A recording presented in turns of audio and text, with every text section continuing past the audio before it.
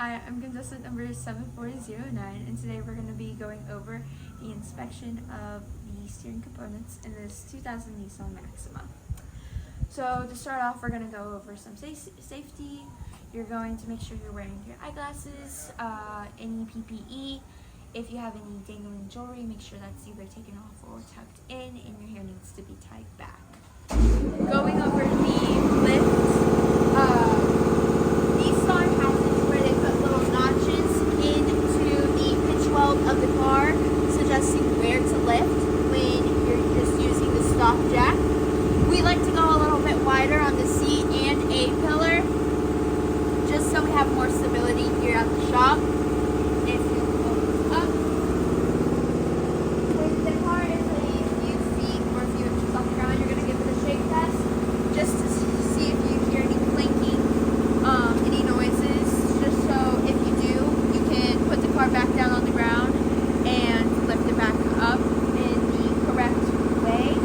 That way you don't have any accidents. If you follow me, we're going to check out the first part of our steering components is the steering wheel. This is what allows the driver to direct the car. So let's say our driver is going to turn to the left. They're going to use that rotary motion on the steering wheel. This rotary motion is going into a steering column that then goes into the rack and pinion shaft. In this shaft, there is a gear, and the best way to think of the shaft is a tube with teeth interlined, which is what lets this gear go back and forth based on the rotary motion. So when I turn the wheel to the left, the driver turns the wheel to the left, that gear is going to the left, which is what lets the tires turn, allowing the driver to turn as they desire. Steering column is also collapsible, just in case if the driver were to get into an accident, it doesn't damage their body or hurt them. We're going to go over how to lift up a car as well, if you'll follow me in.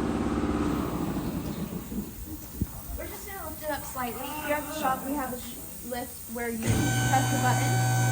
You'll hear a lock going above the lock, and then to get it settled on the lock, you're just going to press this lever down. It's now settled on the locks and won't move. We are going to see another part of our steering component. This car has over 300,000 miles on it. So this is a little bit low. We would obviously fill it up. We've already checked the liquid. It's a light pinkish color. It's nice. There's really nothing super crazy, just a little bit wear and tear that you see normally on vehicles with this type of mileage, but no leaks. So that's good. We are then going to go over more of our steering components. So, just to identify some of the parts, this right here is going to be our CV shaft. There's going to be a ball joint at the bottom and a ball joint at the top in the shock and strut. This right here is our outer tie rod. As you can see, there is damage here all around. So this would definitely need to be replaced. Our inner tie rod is going to be in this boot right here. You're going to be looking for any wears and tears, any grease or liquid from our power steering pump that could possibly be leaking. This right here is our sway bar and our outer control arm. So that's just to identify it. This is going to be on the same exact setup on the other side, which is where I'll show you how to check. So if you'll follow me.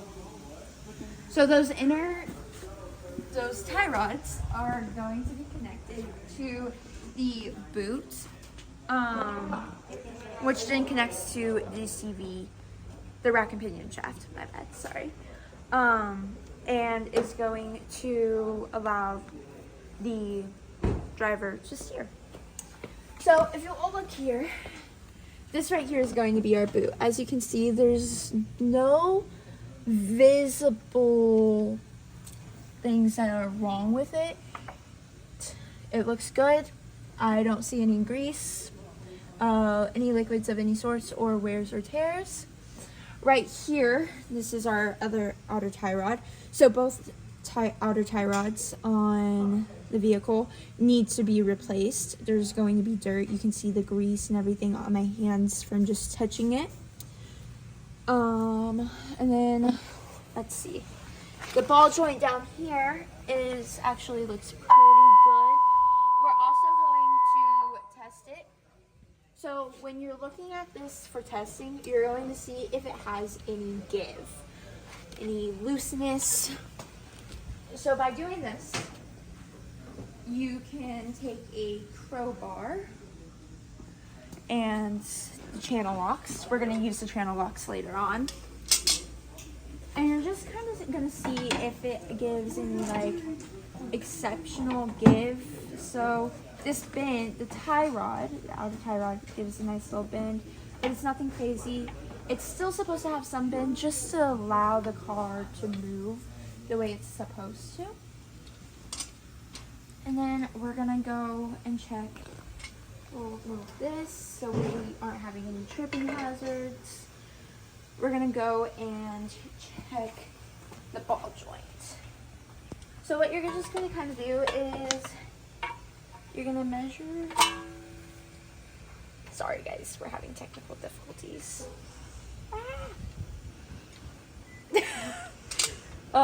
Okay. Trying to find the good one. Here, you guys come in on that side. I'll come in on this side. So our ball joint's gonna be right here, and we're just gonna put the channel locks right here, and we're gonna squeeze. So it's not giving any crazy give or anything. It's nice and tight. So this would be a good ball joint. Would it need to be replaced? This is steering components on this vehicle for having 300 miles on it is actually pretty good. All that would need to be replaced would be the outer tie rods.